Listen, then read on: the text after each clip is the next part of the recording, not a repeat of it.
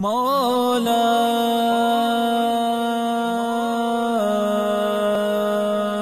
آپ علیہ الصلوۃ والسلام نے ارشاد فرمایا اذا مررتم بریاض الجنت فرتعوا، جب تمہارا جنت کے باغات پر سے گزر ہو تو کچھ نہ کچھ کھا لیا کرو۔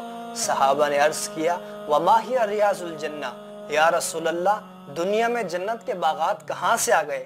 تو آپ علیہ الصلوۃ والسلام نے ارشاد فرمایا حلق الذکر، ذکر کے حلقے، جہاں اللہ کا ذکر ہوتا ہے، جہاں اللہ کو یاد کیا جاتا ہے۔ یہ ایسی محفل ہے، ایسی مجلس ہے، یوں سمجھو جیسے دنیا میں جنت کے باغات ہیں۔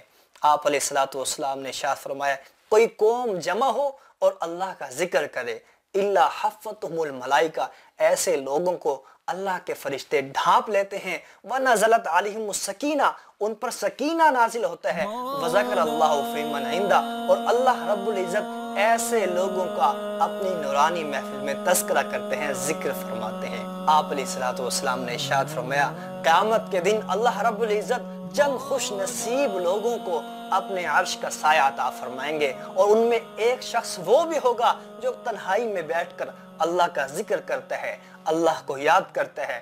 اللہ کی محبت، اللہ کے عشق کی وجہ سے اس کی آنکھوں سے آنسو بہہ پڑتے ہیں۔ فرمایا ایسا خوش نصیب انسان ہے، قیامت والے دن اللہ رب العزت ایسے شخص کو اپنے عرش کا سایہ عطا فرمائیں گے۔